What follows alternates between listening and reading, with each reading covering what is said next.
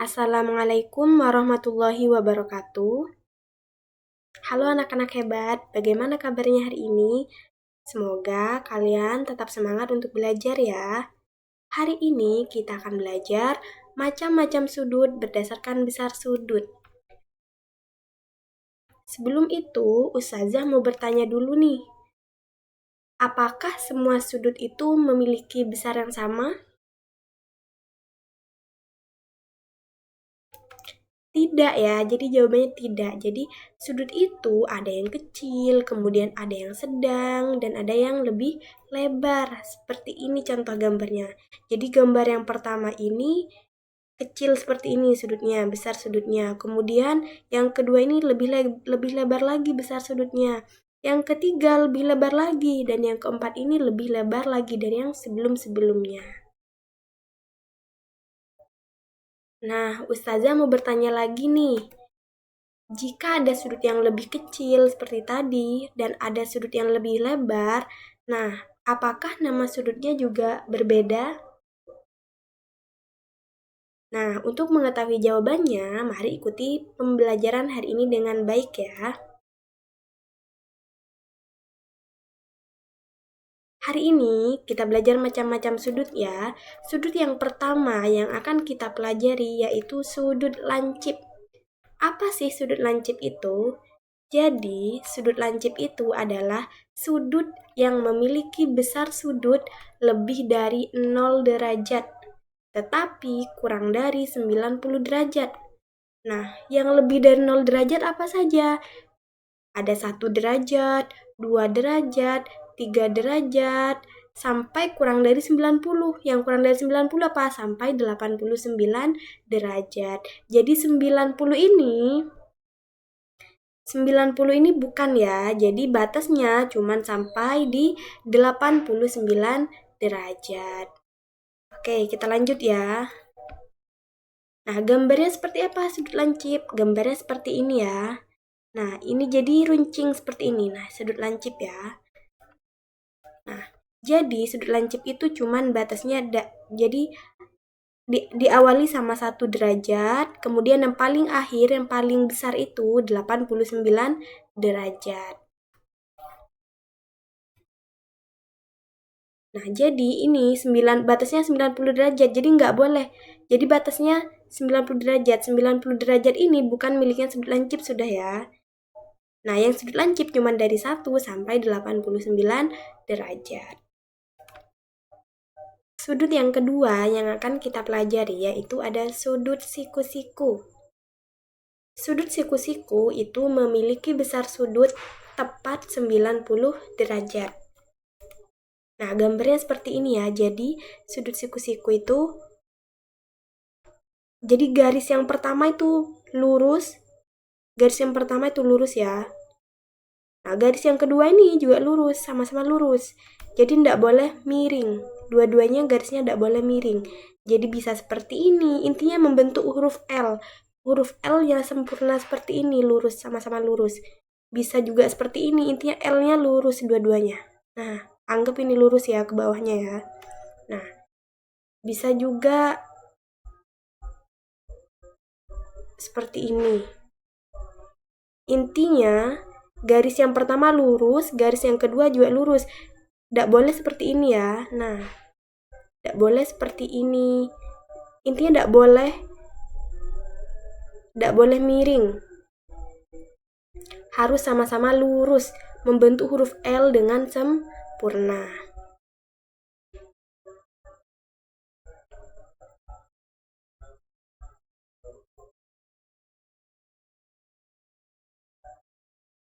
Yang ini Ustazah hapus dulu ya. Nah,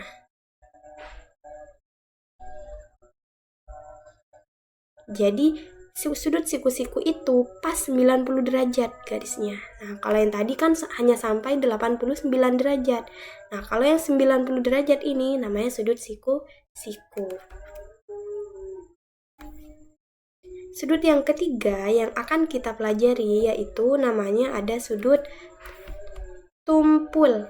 Apa sih sudut tumpul itu? Nah, sudut tumpul itu memiliki besar sudut lebih dari 90 derajat, tetapi kurang dari 180 derajat. Nah, apa sih yang lebih dari 90? Yang lebih dari 90 berarti ada 91, 92, 93 sampai kurang dari 180. Berarti hanya sampai 179 derajat. Nah, gambarnya seperti ini ya. Jadi melebar seperti ini. Nah, jadi kalau yang tadi 90 ini siku-siku, nah sekarang tumpul dari 91 sampai 179. Jadi nanti gambarnya melebar. Lebar gini. Nah, melebar. Bisa dipahami untuk sudut tumpul?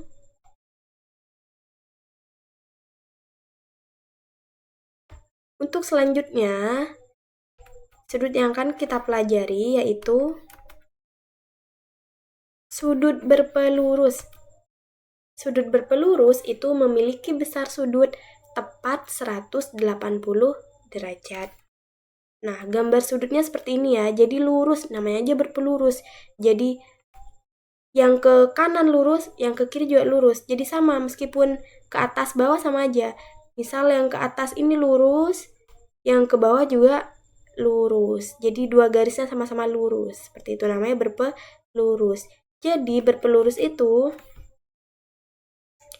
180 derajat. Jadi yang ini besarnya 180 derajat. Kalau yang tadi tumpul hanya sampai 179 derajat.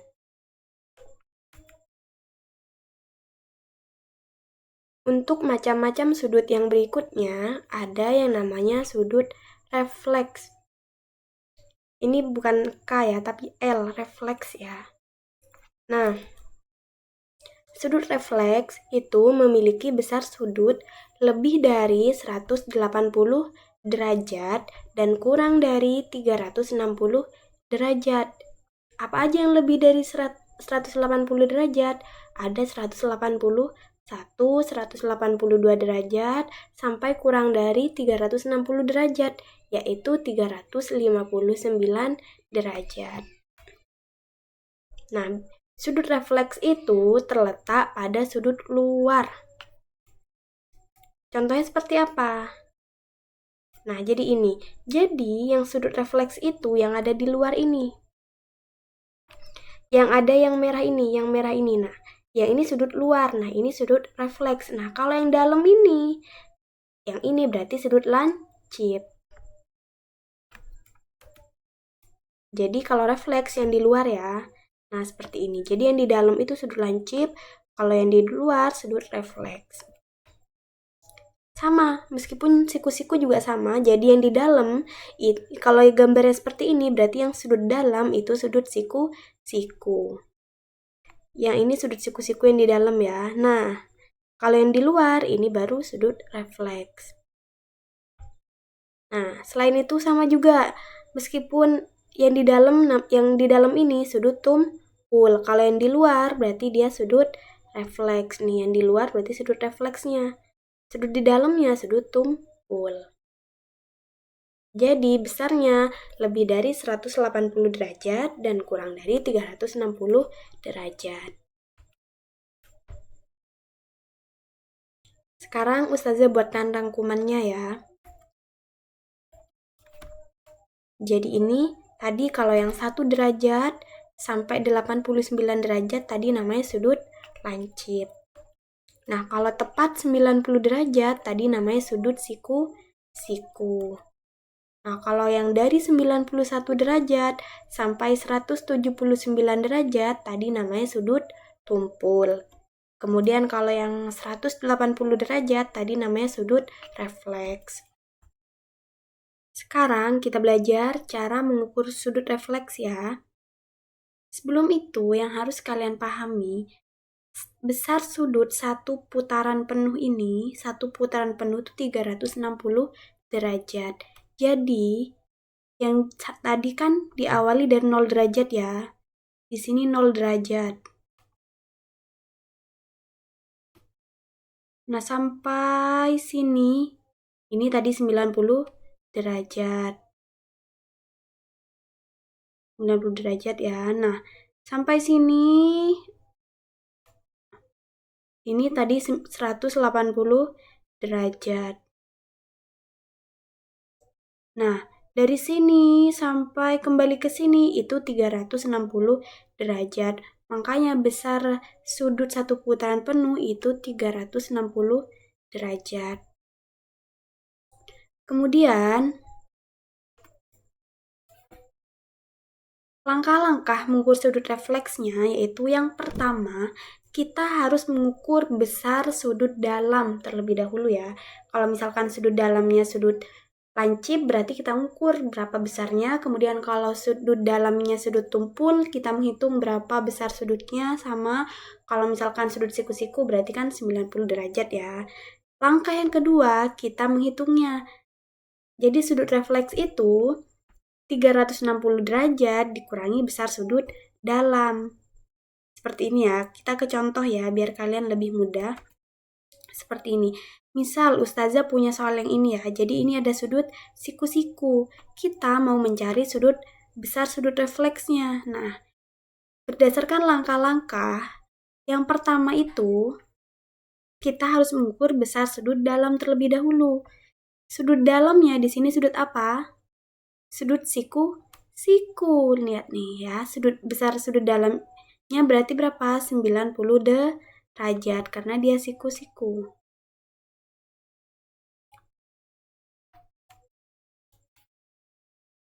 Oke, berarti besar sudut dalamnya 90 derajat. Nah, buat mencari sudut refleksnya, berarti 360 derajat dikurangi besar sudut dalam. Berarti 360 derajat dikurangi 90 derajat. Berarti sudut refleksnya itu 270 derajat. Jadi 360 dikurangi 90 itu sama dengan 270. Jadi, ini kan hanya segini ya. Perhatikan gambar ini ya. Warna hijau. Jadi ini kan tadi cuma segini. Segini 90 derajat. Sedangkan satu putaran itu tadi kan 360.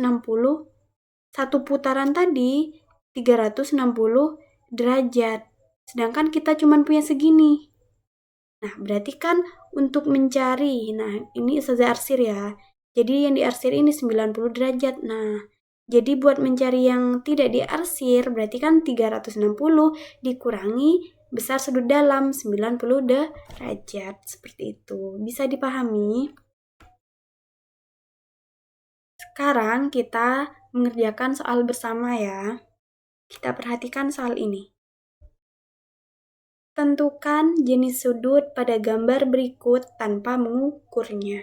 Jadi kita tidak perlu pakai busur, cukup melihat dari gambar saja untuk menentukan jenis sudutnya. Apakah nanti termasuk sudut lancip, siku-siku, tumpul, berpelurus, atau sudut refleks. Nah, yang pertama kita ke soal yang A dulu ya. Yang A ini ada, lihat nih, perhatikan lagi di sini ada sudut dalam. Nah, kalau sudut dalam berarti ada apa aja tadi?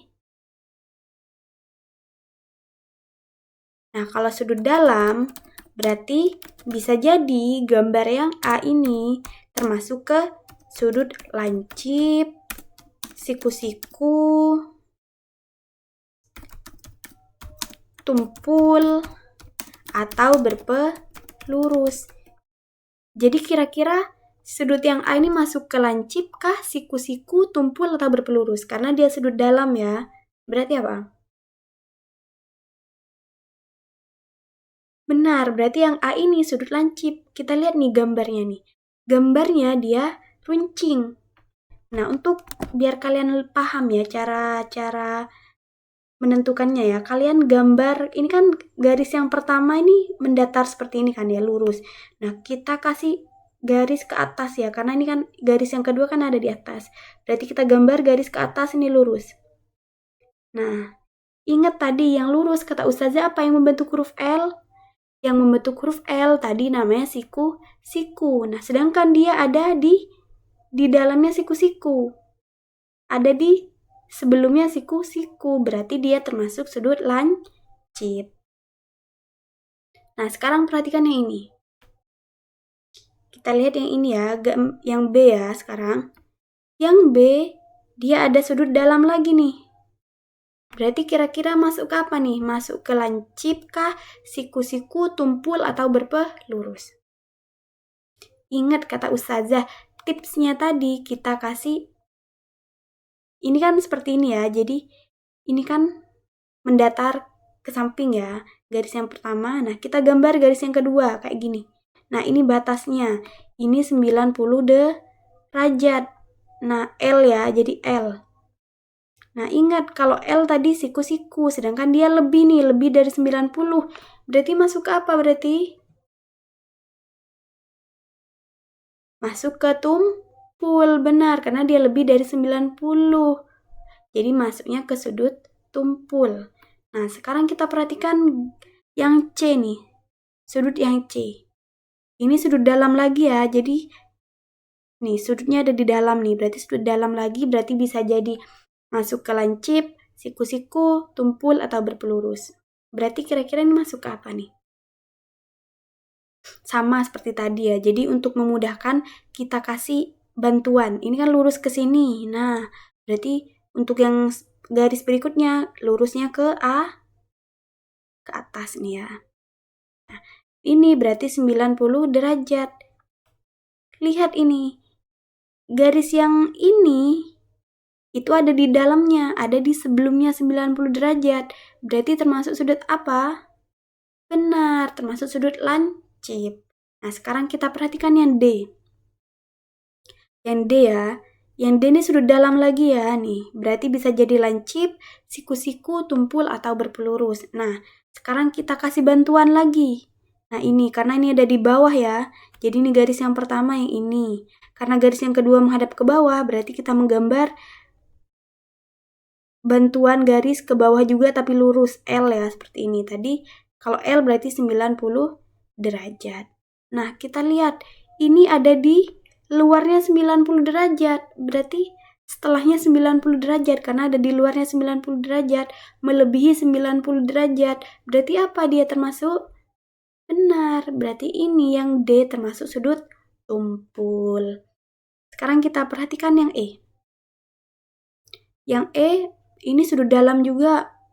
Nah, sudut dalam ya. Nih, berarti kita menentukan nih termasuk lancip kah, siku-siku, tumpul, atau berpelurus. Sama seperti tadi, kita kasih garis bantuan ya. Terserah kalian mau pakai garis yang mana ya. Misal, Ustazah pakai garis yang pertama yang ini ya. Misal, Ustazah pakai garis yang ini. Berarti garis yang berikutnya seperti ini ya, lurus. Membentuk L. Nah, lihat nih. Berarti segini 90 derajat. Kita lihat. Garis yang di soal ini ada di luarnya 90 apa di dalamnya 90? Ada di dalamnya 90. Berarti karena ini tidak melebihi 90 ya berarti ya. Berarti karena dia tidak melebihi 90, maka dia termasuk sudut lancip. Benar. Bisa dipahami? Oke, sekarang kita lanjut ke soal berikutnya ya.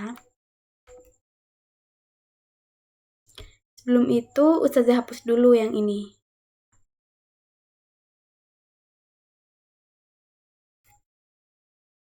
Nah, lihat ini. Ini sudah ketebak sih sudut apa, ayo. Lihat ini. Perhatikan ini. Ini termasuk sudut dalam apa sudut luar? Sudut apa? Benar, sudut luar. Kalau sudut luar berarti apa? Kalau sudut luar? Nah, kalau sudut luar berarti tadi apa? Sudut refleks. Nah, berarti ini termasuk jenis sudut refleks. Bisa dipahami?